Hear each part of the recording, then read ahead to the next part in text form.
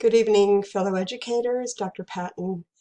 I'd like to talk with you this evening about an article called Teaching Students with Autism Spectrum Disorder, written by Kim Green.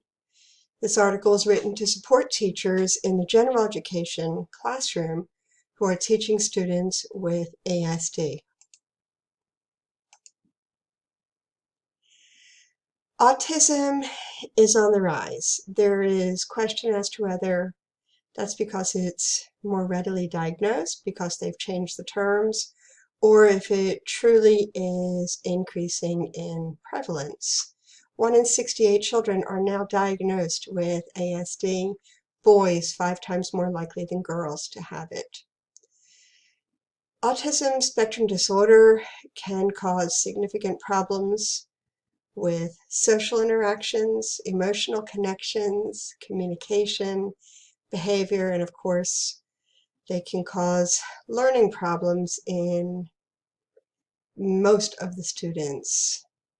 More and more students with ASD are being included in general education classrooms, some with great support and some with not quite so adequate, unfortunately. The author writes that she doesn't feel that the teachers she interviewed and surveyed felt confident teaching students with ASD.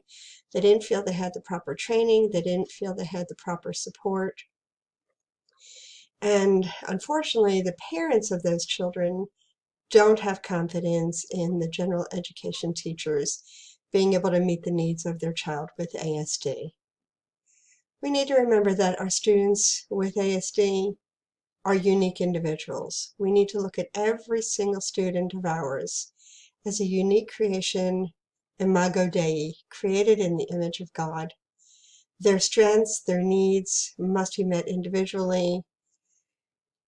This is something that I'm learning about, that differentiation must occur with each and every one of our students, but especially our students with special learning needs, such as ASD. Students with ASD may not only lack in social and emotional connections, but they may actually lack a connection with school and have decreased academic performance, even if their intelligence shows that they should be able to function.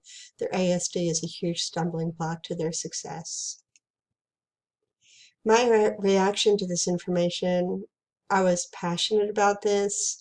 Our younger grandson was probably going to be diagnosed ASD. We've had our 2 grandsons for 8 years now, most of their lives. And the younger one was developmentally delayed, speech delayed, sensory processing disorder, OCD.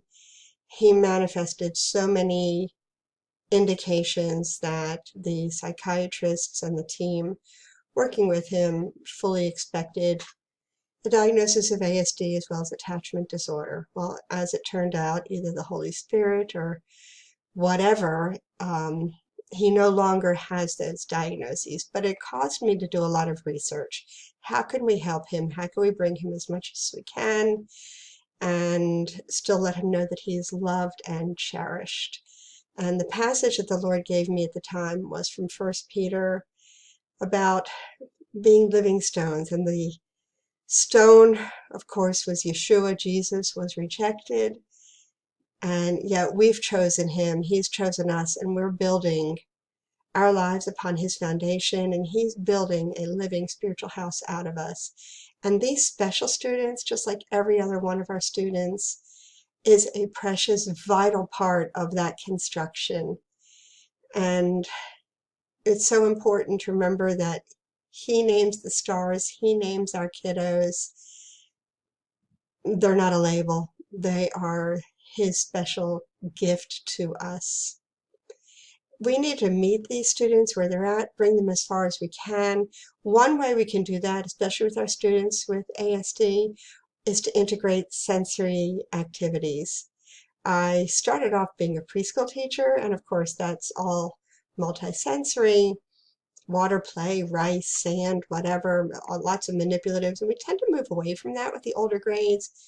But that's ridiculous because what kid wouldn't do better learning volume actually pouring water, or learning capacity actually playing in the sand, or using modeling clay to dramatize and illustrate what they're hearing and reading?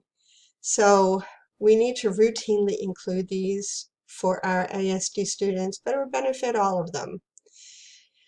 One crucial thing is partnering with the student's family as well as his or her multidisciplinary team, working with the special ed teachers, the doctors, whatever else, but be a team working for that child's good. Implications to my practice: what will I be changing or doing in my own classroom? First of all, seeing them as children first. Again, I can't say it enough. They are a gift. They are imago Dei, and we need to see them and name that in them, not their label. Children with ASD really like structure, and it's really important that they know this is going to happen, then this, as much as possible. We all know that in our classrooms, disruptions and interruptions happen frequently. As much as you can, if something is going to change, let them know. I like to write our schedule up on the board with times, and that helps keep me on track as well. It really helps students with ASD to use visuals as well as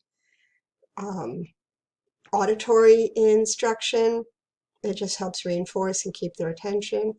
And the other thing is, I liked this that the author wrote: don't give students with ASD the teacher look.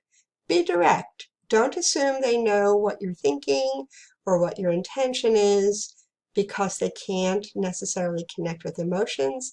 They can't read and identify. Just be direct. If you want them to do something, spell it out. If you want them to stop doing something, again, spell it out. These are my references. I usually use the New American Standard Bible, but for this particular passage, I liked the translation from the NIV. And I looked up another article as well to get more ideas of how to treat and help these students as much as I can. As always, Dr. Patton, fellow educators, fellow students, continue to be a blessing as you are blessed.